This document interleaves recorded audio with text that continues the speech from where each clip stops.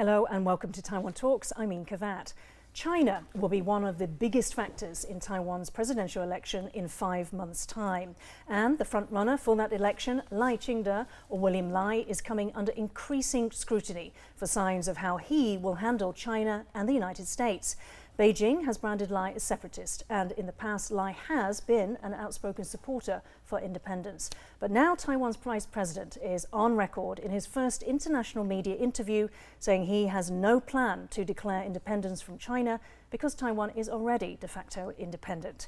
William Lai also says he has no plans to replace Taiwan's official name, the Republic of China, with Taiwan. Both these moves, Taiwan or any other name, both these moves would be considered red flags by China and the U.S. administration, Taiwan's biggest security provider. To discuss why these things matter, I'm joined by Charles Wu, National Chengchi University Department of Diplomacy Professor, and Wen-Ti Sung, Atlantic Council Global China Hub Non-Resident Fellow. Charles, Wen-Ti, a warm welcome to the show today. Thank you.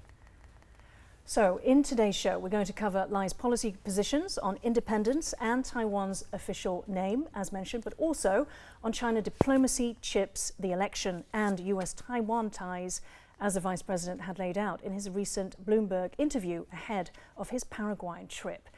Now, let's start with what Lai says about China's leader, Xi Jinping. So in a different interview, he said that the global leader he most wanted to sit down to dinner with was Xi Jinping, because that this would contribute to regional peace and stability. Now, Bloomberg picked up on this and also asked what his view of Xi Jinping is. Let's take a look at what he said. He said, "We don't want to be enemies, we can be friends, and we would love to see China enjoy democracy and freedom, just like us. As long as there is parity and dignity, our door is always open."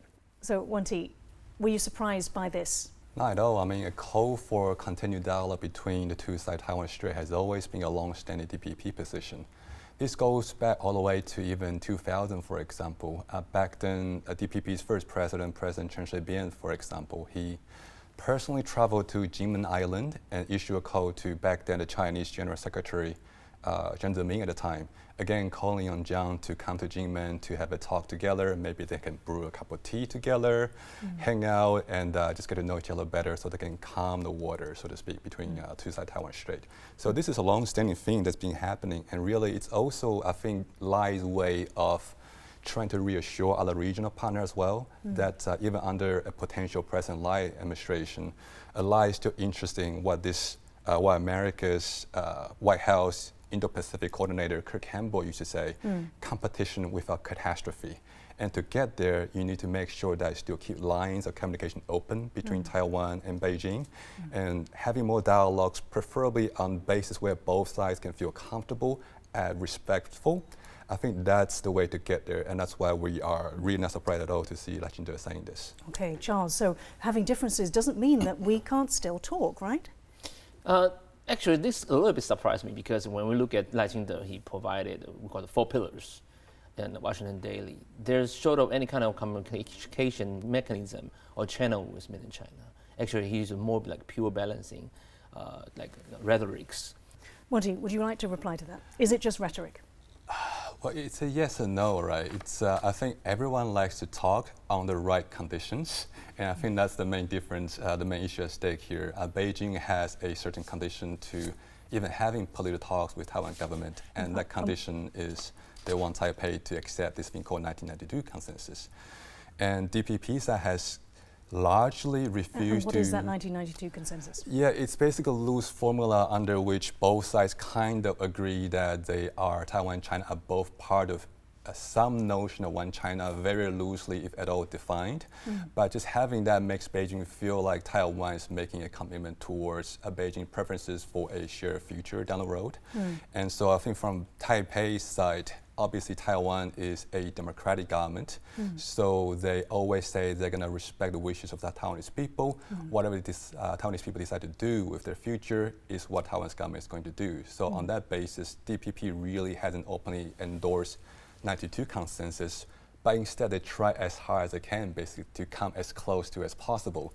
So you're seeing Taiwan administrations from start to finish trying to pick out a thesaurus to find all the synonyms they can to 1992 consensus. Tsai, for example, in her inaugural speech back in 2016, she said, let's work together based on the understanding of the 1992 meetings. A few months later, herself and her Mainland Affairs Minister also said something like, let's work together, Beijing and Taipei, based on this 92 spirit. All this stuff that's largely kind of similar in substance, but without using the exact magic word that Beijing like to hear. That's how the government try to, if you will, strike the balance, or from Beijing's perspective, try to have the cake and eat it too. Charles, I want to ask you, because you say it's simply rhetoric, Yes. what William Lai has said, but let me put it to you this way.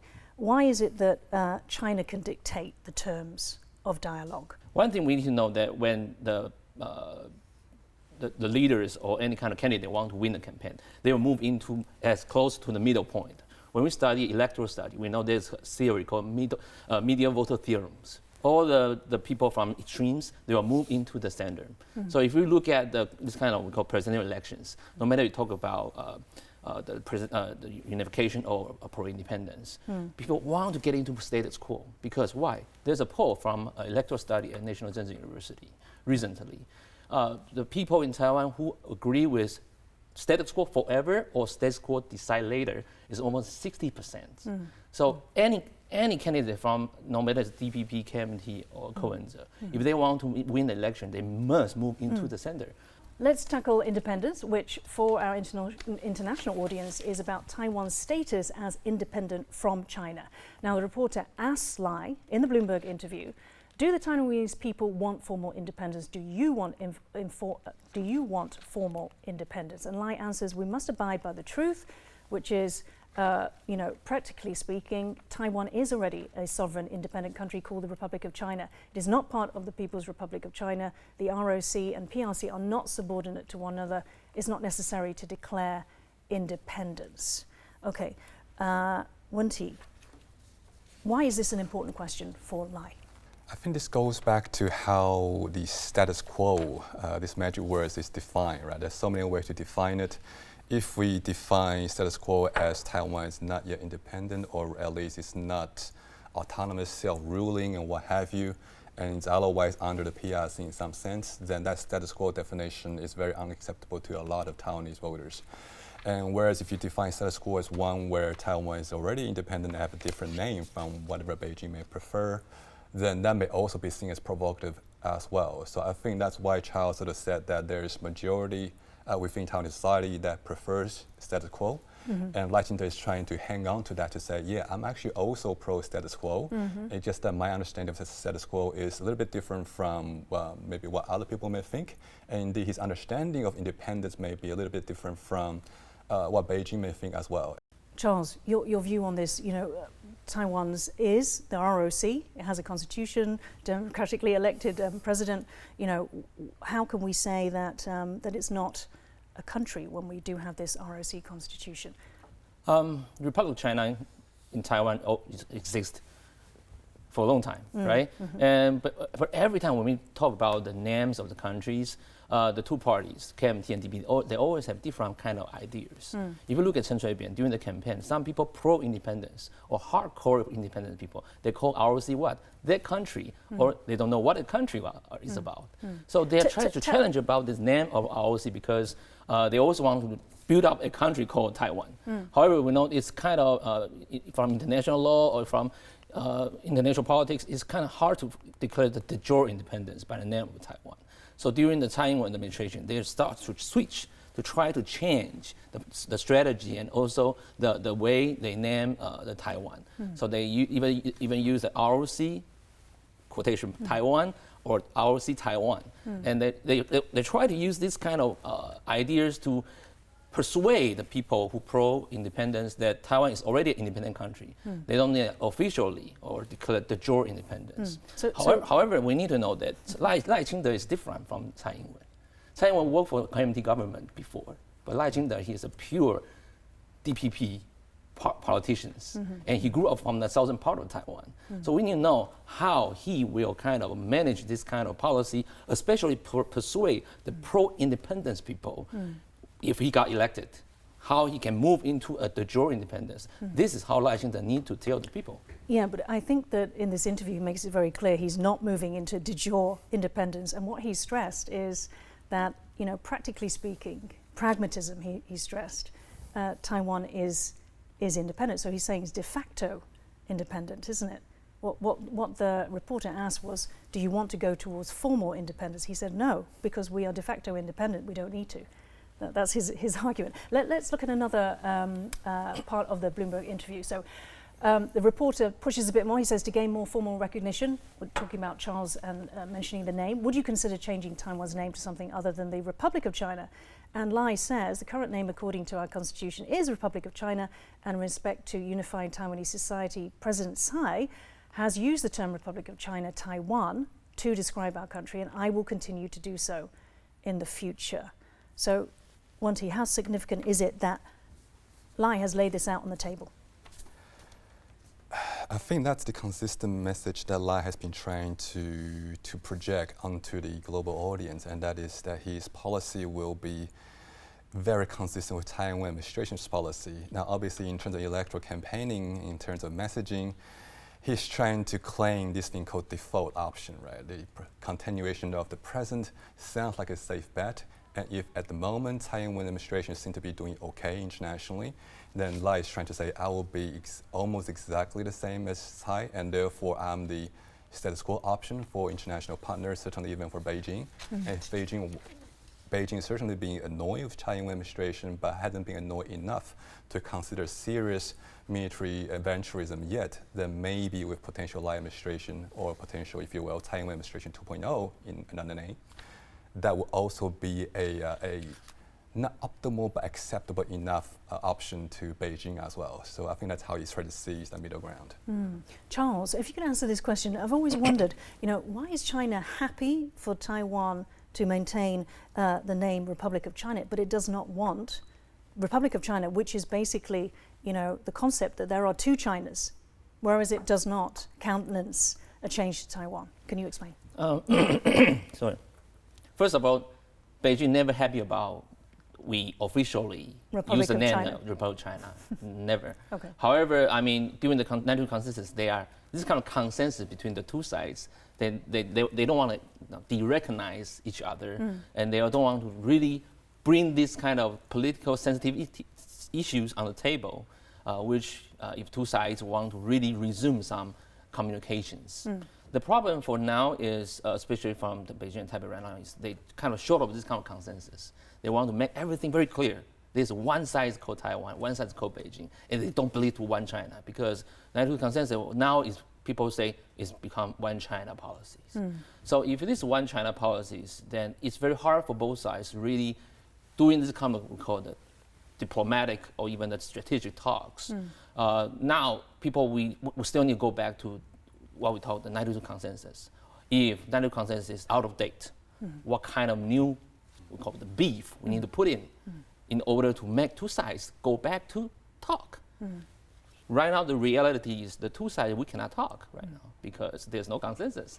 So like what I say, this is untying knots, you know, quote by Richard Bush. This is very hard for both sides. However, how to build up the trust is the second question. The first question, how to build up the communications or the exchange of people. Then I think William Lai, he should be very clear about his next steps. Like what I said, if he wins the elections, he really wants to sit down to talk with China, and he really knows about China, and what kind of mechanism, especially how to build a permanent peace. But it's not just only on Taiwan's side. China, Xi Jinping, also needs to build trust. Yes. Right? Okay. Yeah, it's kind of so it needs to be two sides of a coin. Two sides of the coin. Okay. Now, back in 2022, TSMC announced it was building not one but two fabs in the U.S. state of Arizona that would manufacture high-end chips. In Taiwan, the move triggered fears of the erosion of Taiwan's so-called silicon shield, which hypothetically protects Taiwan against Chinese invasion. Let's take a look.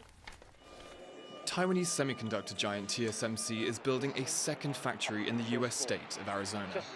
They'll construct a second fab here in Phoenix to build chips, 3 nanochips. And despite struggling with the jargon, U.S. President Joe Biden says the $40 billion investment in chips, the brains of most modern devices, is a big win. These investments are helping us build and strengthen the supply chain here in America. TSMC's move came after Washington passed a new law, the CHIPS Act, in July, which earmarks $52 billion for boosting domestic production of microchips. It comes as the already tense tech rivalry between the US and China heats up. This is a bad day for President Xi and the Chinese Communist Party, and the potential they would have of cutting off our access to advanced semiconductors. For governments around the world, pandemic-era shortages of the most advanced chips, 90% of which are made by TSMC, was a wake-up call. 所以各国就发现到，有的半导体对产业不断链是这么的重要。 Governments now say a stable chip supply is an issue of national security, and that's left them scrambling to fund domestic chip making and reduce their reliance on Taiwan, even if it's costly. But in Taiwan, there are fears this trend will create cracks in the country's silicon shield. That's the idea that the country's world-leading chip industry would deter Beijing from attacking Taiwan. That was Rick Yi and James Ching-te reporting last year. Now, given the two advanced chip-making facilities already underway, Bloomberg asked Lai what he would do if there were more chips fabs being built in the US. And Lai replied, the semiconductor industry is not just made up of one or two fabs, there's an entire ecosystem. TSMC's advanced processes are located here in Taiwan, their base is here in Taiwan. So if they choose to set up operations in the US or other countries, this is an expansion of Taiwan's economic power. He also said that this is part of the restructuring of global supply chains that he views. Let's go to Wen-Ti.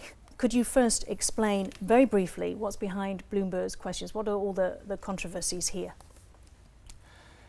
I think obviously there's a lot of concern globally about supply chain integrity and resiliency, of which TSMC, especially given its dominance on the global semiconductor industry, has become a major issue for many, and that's why we're seeing the U.S. government very actively, if you will, encouraging TSMC to set up their own factories in the U.S. side. Now, I think this question from Bloomberg arises partly because there are concerns that the timetable for delivery for completion of TSMC factories there, as well as the timetable starting from which they can begin to deliver goods, are both slightly troubled at this juncture. At least there are concerns about it.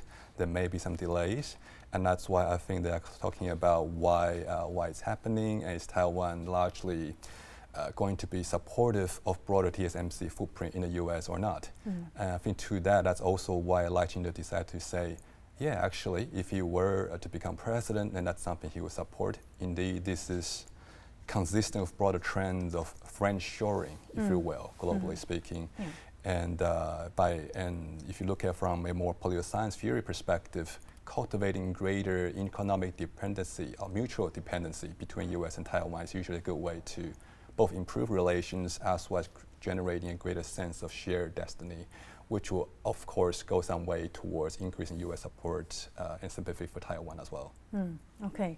Now, Bloomberg pressed Lai that he previously said provocative things and asked whether he had changed, and he said he is part of President Tsai's national security team, which has responsible and clear channels of communication. Then he moved on to the election, saying it's about choosing between two roads. One way is to continue engaging and cooperating closely with the international community while deepening our democracy. The other choice is to accept the one China principle and stand together with China. I believe the US will continue to support us on the first path. Charles, how do you interpret this response? And about this, we still need to go back to the four pillars. I think Lai took it to the Washington dailies. So the four pillars. There are four pillars. One is deterrence. So they want, they say, if he got elected, he will still make, align with democratic countries, try to deter China expansion. The only way is, first, is you need internal balance, try to increase national capabilities and also military capabilities from Taiwan. Let the Beijing kind of deter attacking Taiwan. Sure. Second, also ally with democratic countries. And third, we call the economic security, which is you need to split all the eggs. Don't put all eggs in the same basket. Split all the economic activity into different countries. So if we see these kind of talks and mechanism, we can see Lai still want to go with we call the traditional realist way, ally with the like-minded countries, balance against China. So this is what his basic diplomatic and foreign policy strategies. Now he also try to switch the tune, say we want to sit down, talk to China, try to bring China into another target. This will be a little bit controversy to his ideas. Like what I say, if he want to use more realist way than liberal ways, and he go more realist like balance of power, then this is one way you can secure Taiwan security. However, if you want to go more liberal way, you need to use more diplomatic methods or mechanism to build up the communication with China. This is the second way. However, I don't think Lai has provided more beef or explanation how he will try to deal with mainland China or mainland issues. But the diversification that you spoke about, I mean, in fact, that's actually been pursued by the US and also increasingly Europe too. They still want to de-risk, diversify. They're competing with China, they say, but they also want the diplomatic relations, they also want the diplomacy. So how is Taiwan's approach policy under Lai different to that? This very interesting question is, we know that this always a kind of continuous levels. Dealing with China is not like dummy variables, yes or no. We have different ways to engage with China. Now, United States, even they try to use, we call it either like balance of powers, balance against China, containment. They still do some economic activities we call not decoupling from China. Taiwan, the same thing. We can, it's hard for us to decouple from China. China is still our first top trade partners. Yeah, for many exports. Yes, even now a lot of people say we need to kind of split the eggs, try to put the eggs into other baskets. It's very hard, still very hard. So now in the future, I don't know, if DPP government want to build up more trust, resume the communications, and they still need to maintain the economic connection with mainland China. Right, this is the first thing. The second thing is they need to speed up the exchange of people and also the exchange of goods. But like I say, William Lai, in the future, all the teams, they need to think about how he can really put the beef, all this kind of strategies to try to tell them, persuading the people in Taiwan, a peaceful cross-strait relations is the best strategy for Taiwan people. Okay, so I mean, peace and democracy, these have been very key terms for Lai Ching-te. He's spoken, Wen-Ti, about peace being the lighthouse or the destination and democracy being the compass. So what are your thoughts on this choice in the election that he's laid out? Yeah, I mean, these are two broad foreign policy direction, if you will, or China policy direction that he's talking about, basically. How do you ensure Taiwan's continued security? And it sounds like he's talking about two main options. One is extended deterrence. The other one's finding room for accommodation. First one is basically the U.S. option, where he talks about value-based alignment with the U.S. as well as other like-minded democracies around the world. And I assume that TSMC decision to build factories in both the U.S. and I think Germany as well is part and parcel of that to strengthen the economic linkages and therefore strengthen those countries' support for Taiwan. So for him, that's option one. Option two then is to find ways, like Charles said earlier, for example, to find some new formula under which both sides can find something to agree on politically, and then from that basis to create more possibility for political communication, and from there crisis avoidance and stabilization, generally speaking. So I think on that, definitely Lai Ching-te's team would benefit from releasing more of their thinking, more their potential policy in terms of how concretely do they plan to expand. That's a cultural, educational, and other people-to-people level exchanges between two sides of Taiwan-Strait. Like if political exchange is too hard from the beginning, then at least talk about the parts that's easier to start with and see what they can build from there. Okay, so finally, Lai was asked by Bloomberg whether he was confident that the US will have Taiwan's back should the situation with China escalate. So Lai said Taiwan and the US are partners, and growing cross-strait tensions do not originate in Taiwan but in China. The international community must respond to the PRC's actions that are the reason for these tensions. I believe, Lai says, I believe that all democracies in the world, inclusive of the US, would be aware of how they would respond to such a scenario should it take place. Charles, should Taiwan be confident in U.S. support? We always confident about U.S. support. Like I always tell my students, Taiwan we receive a lot of U.S. assistance since World War II, no matter in education, medical, and also the political systems. Look at us, we all received education from the United States. I got a PhD from University of South Carolina. So we always know the value of democracy and we always know how the government works. Right now, the U.S. and China now, they're facing into a new level of we call great power competition and how Taiwan can really manage this time. I will always talk about hedging strategies. It's not balancing or bandwagoning. It's not like leaning to either side. How to maintain our own autonomies using a more flexible foreign policy choices and try to using the United States security assistance while maintaining good economic relations with mainland China, I think is a very important and kind of useful mechanism for Taiwan in the future. What did you, final words, what did you think about the sentiment that was expressed by Lai in his response? I think he's trying to project this idea of pragmatism and status quo, and you can look at it just from the very basic visuals, for example. If you look at how when he arrived in New York, outside the hotel, he was flanked by two people. One of them is Tsai Ing-wen's chief of staff from the presidential office. The other one is the deputy secretary general and former spokesperson of the presidential office as well, both under Tsai Ing-wen's presidency. That's how he used very straightforward visual aid to tell you, I'm going to do whatever Tsai Ing-wen has been doing when it comes to policy towards U.S. and China, and choosing me, I'll be the status quo option, the safe bet, if you will. I think that's his message. Okay, we're going to have to wrap it up there. Charles and Wen-Ti, thank you so much for joining Taiwan Talks today. If you liked our show, please search for us on YouTube, give us a thumbs up and hit subscribe to our channel. Thank you for watching our show today. Stay safe and see you next time.